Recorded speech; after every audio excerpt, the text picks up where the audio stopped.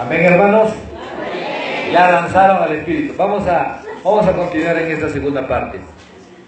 El Señor nos venía hablando de que es bueno una exhortación, ¿verdad?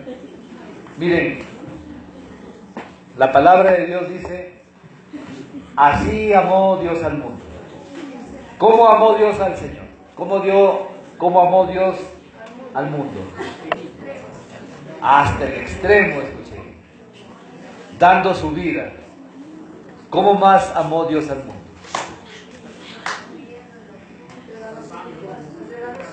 Comprando todos nuestros pecados.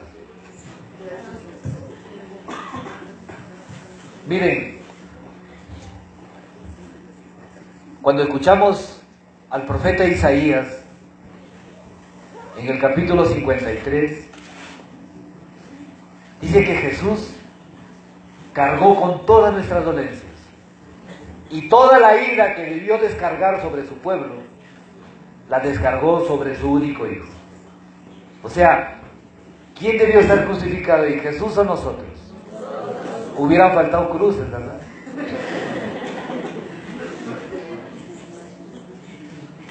Pero verdaderamente, cuando tú entiendas esto en tu cabeza y lo bajes a tu corazón, en ese momento vas a comenzar a amarle a Dios. Porque ¿cómo puede ser posible que alguien pague todos mis pecados por mí? ¿Cómo puede ser posible que alguien muera por mí y desde la cruz me justifique y le clame al Padre diciéndole: Padre, perdónalos, porque no saben lo que hacen? Yo les pregunto, ¿Dios estará loco de decir que no sabemos lo que hacemos? El Señor nos está justificando en nuestros pecados. El Señor está pagando toda la deuda. Dice que lo llevaron al matadero como una oveja que la esquilan, en silencio. En silencio. Él no reclamó. Él se cayó. Yo no sé cuántas cosas más le dijo al Padre. Padre, no los juzgues. Deja que yo pague por ellos. Deja que yo reciba este dolor. Miren, recién yo les contaba un testimonio, mis hermanos, de que estábamos en una pachamanca y estábamos haciendo astillas, una leña, y yo, ¿verdad?, por querer ahí cortar un poco de leña, una astilla se me atravesó en el dedo, que me comenzó a doler hasta el alma. Me dolía tanto que no sabía si la astilla jalarla, quebrarla, no sabía qué hacer, porque el dolor era intenso. En eso viene mi hermana y me dice: hermanito, ¿qué tienes? Porque me vio cómo me habrá visto mi cara de dolor, de desesperado. Le digo: hermana, una astilla se me metió en mi mano, mira. Y me dijo: ay, hermano, a Jesús le pusieron unos clavazos, me dice, destrozaron su cuerpo, lo colgaron en una cruz y no se quejó. Y tú con esa astilla te estás quejando. Hermano, cuando yo escuché eso, yo agarré la astilla y me la saqué así, de un tiro. Pero me quedó doliendo. Pero ¿sabes para qué me sirvió eso? Para que yo entendiera cuánto sufrió mi Señor en la cruz. Para que yo entendiera que una simple astilla a mí me dolía hasta el alma. Pero nuestro Señor, dice la palabra de Dios, lo dejaron arrastrado como un gusano, sin apariencia de hombre, destrozado, mi Señor. Y hay una razón: Cristo te ama. Cristo te ama hasta la muerte, hasta entregar su vida por ti. Pero el mundo le ha olvidado, aún sabiendo nosotros que lo que estamos haciendo se llama pecado. Caemos nuevamente en el fango. Yo no sé si el Señor le pidieras que volviera a morir, volvería a morir por ti.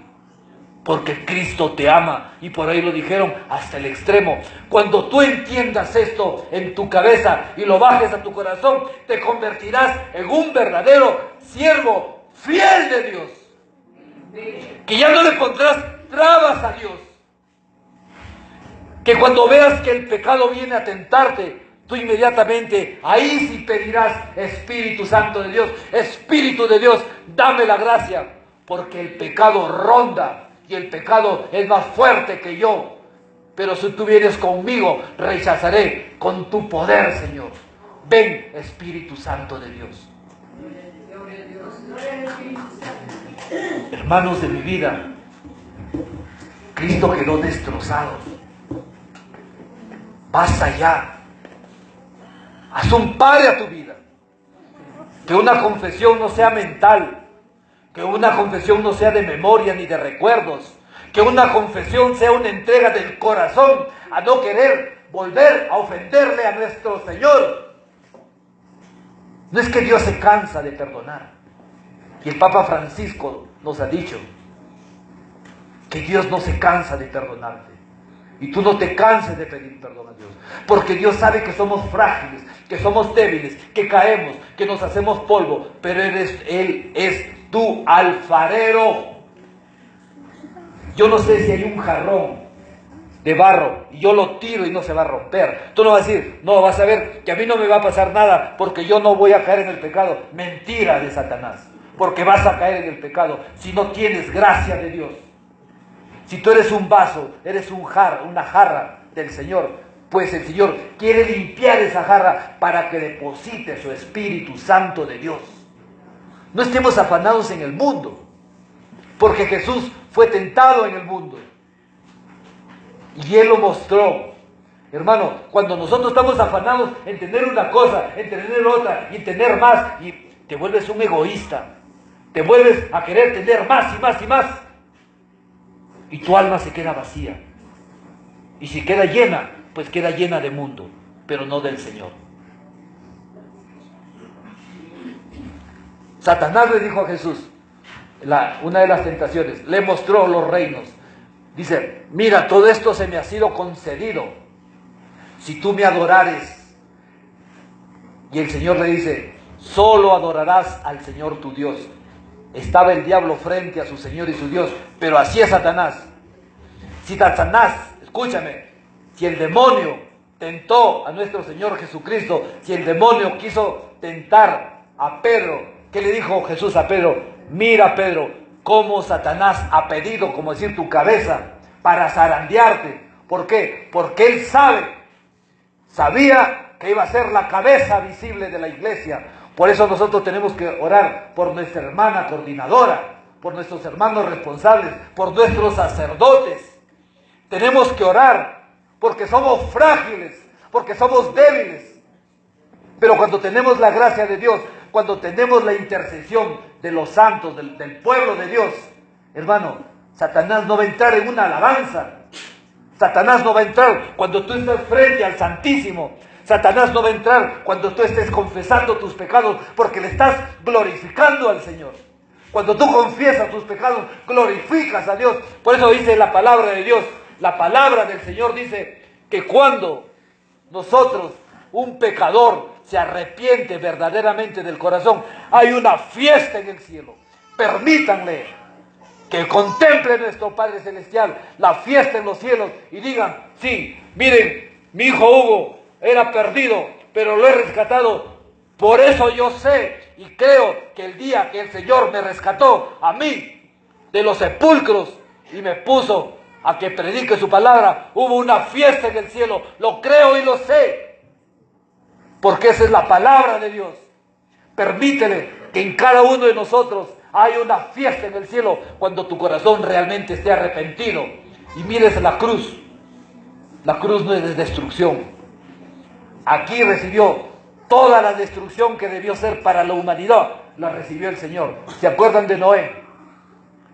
Cómo arrasó todo, todos murieron. Jesucristo dijo: no, Padre, hoy día no va a morir la humanidad, quiero morir yo por todo este pueblo que son tus hijos, quiero que sean tus hijos, pero tienes que convertir tu corazón para Dios.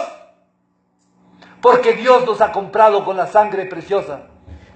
La palabra de Dios dice que tú has sido comprado y rescatado por la sangre de Cristo.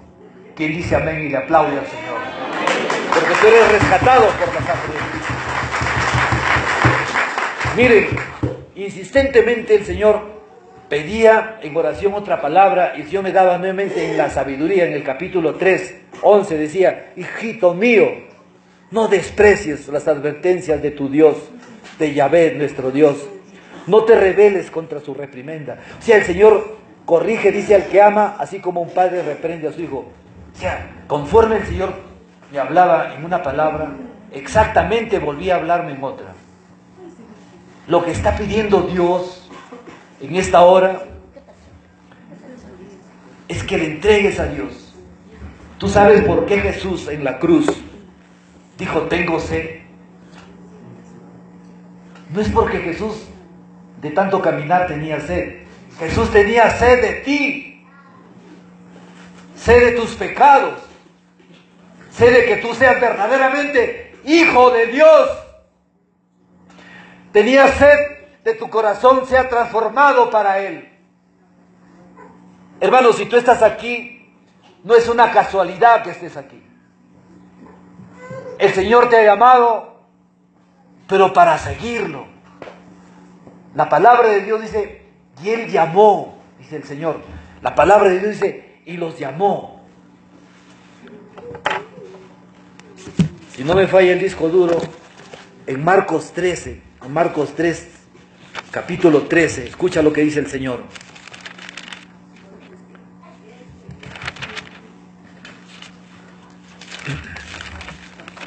Marcos 3, ¿dónde estás, Marcos? Escucha lo que dice. Jesús subió al monte y llamó a los que Él quiso. ¿A quién llamó el Señor? Hermano, de todo este lugar, de este departamento, de esta región, los ha llamado a ustedes. Los llamó a los que Él quiso. Vamos a ver. Y se reunieron con Él. ¿Para qué los llamó? ¿Para que se reúnan con quién? Para que se reúnan con Él, con Cristo. Dice: para que estuvieran con Él y para enviarlos a predicar, dándole poder para echar demonios. O sea, cuando te llama Dios, te envía, pero no te envía solo. Oye, yo cuando me pongo a ver el llamado de Pedro y comienzo a ver la vida de Pedro, porque tuvimos la bendición de estar con mi esposa una semana de retiro, solamente todo lo que fue de Pedro, la vida de Pedro, las actitudes de Pedro. Pero Pedro, como decimos nosotros, era la muerte. Pedro se atrevió a reprenderlo al Señor. Dice la palabra de Dios que lo tomó de un brazo y lo reprendía al Señor. Pero yo no voy a permitir esto. Entonces, ¿cuál fue la respuesta de Jesús cuando le dijo: yo no permitiré que hagan esto contigo, que te azoten? Yo no permitiré, Señor, que te crucifiquen y que mueras. ¿Y qué le dijo Jesús a Pedro? Apártate de mí, Satanás. Escucha, hermano, muchas veces nosotros, pensando, dígame, la actitud de Pedro, ¿fue buena o fue mala? Decirle: Señor, yo no quiero que mueras. ¿Fue buena o mala? Fue buena, aparentemente. Pero no era el plan divino de Dios. Pero no era la voluntad de Dios. Entonces, no solamente es escuchar la palabra de Dios, sino pedirle al Espíritu Santo de Dios que me dé luz para entender su palabra y saber cuál es el mensaje que tiene personalmente para mí y todo el pueblo de Dios. Entonces, tenemos que pedirle al Señor esto, ¿no? Y hay algo maravilloso en lo que dice la palabra. Llamó a los que Él quiso, para que se reunieran con Él, para que estuvieran con Él y para enviarlos a predicar. Y cuando Dios te llama, mira, ¿cómo es Dios? ¿Cómo llama a sus servidores? ¿Para qué? Los manda a predicar, pero digo, ¿los manda solos o los manda con armas? ¿Cuál es el arma que les da el Señor? El Espíritu Santo y el nombre de Jesús.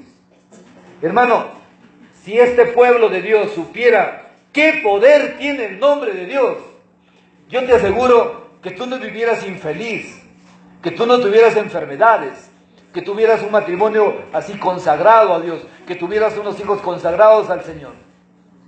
Porque el nombre de Jesús rebasa cualquier imaginación que tú puedas tener superior a un hombre, porque los caminos de Dios son superiores.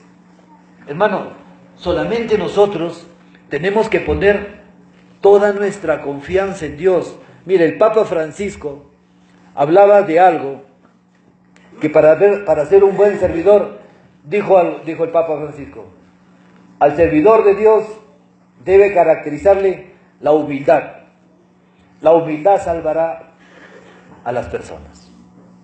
Entonces, nos pide el Señor que seamos humildes en este camino, y esto es lo que quiere hacer el Señor. Vamos a hacer una oración. Vamos a pedirle a Dios en esta hora para que obre y a ir preparándonos para mañana. Yo sé que el Señor en esta noche está preparando corazones.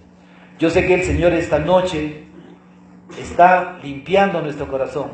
El Señor está regalando una unción muy especial para reflexionar en nuestra vida cómo hemos venido trabajando en el camino de Dios. Cómo nosotros hemos venido, si estoy yo verdaderamente en el camino de Dios, si estoy al borde del camino como lo estuvo el ciego, o estoy fuera del camino de Dios, o estoy creyendo que el camino que estoy siguiendo es el camino del Señor, y estoy viviendo una mentira de lo que nos hablaba hoy día el Señor esta noche. Vamos a pedirle también al Espíritu Santo que nos dé luz, ¿no?, para poder llegar a la verdad de nuestra vida, para poder llegar a ese plan divino que Dios quiere para mí, particularmente para mí. Ministerio de Música, yo le ruego un fondito musical.